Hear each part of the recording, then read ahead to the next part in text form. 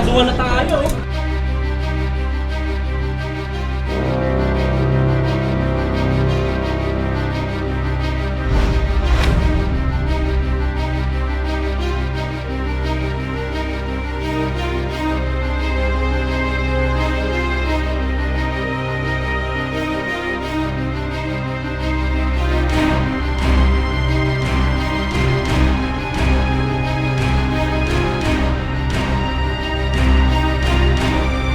Mawawala po yung motor ko is tingin ko po hindi po kakayanin. Gusto ko po sanang makapagtapos ng pag-aaral.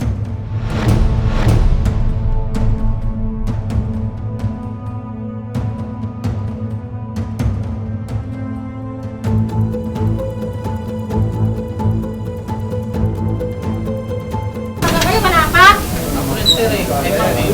Nakakagulo lang kasi sir eh. Ginagawa na kami. May may-ari nga, bakit ganun? Nawawala.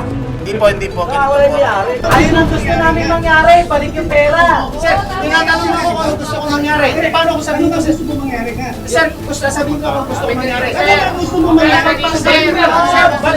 Ibalik yung pera!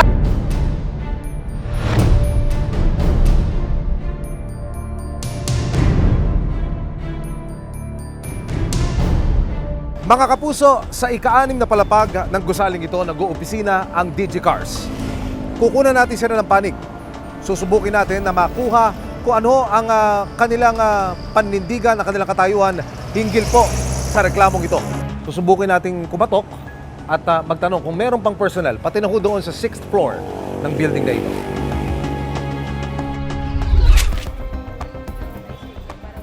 Mga kapuso, sinubok nating makuna ng panig ang DigiCars. Pero gaya po ng ating naranasan, wala hong humarap dahil unang-una yung showroom sarado. Hindi na rin po tayo pinapanik ng building manager sa ika-6 na palapag kung saan sila nag-oopisina. So, ang lumalabas mga kapuso, 2 araw mula nang ito'y magbukas matapos ding dumugin ng mga complainant. Sila po ay nagsara.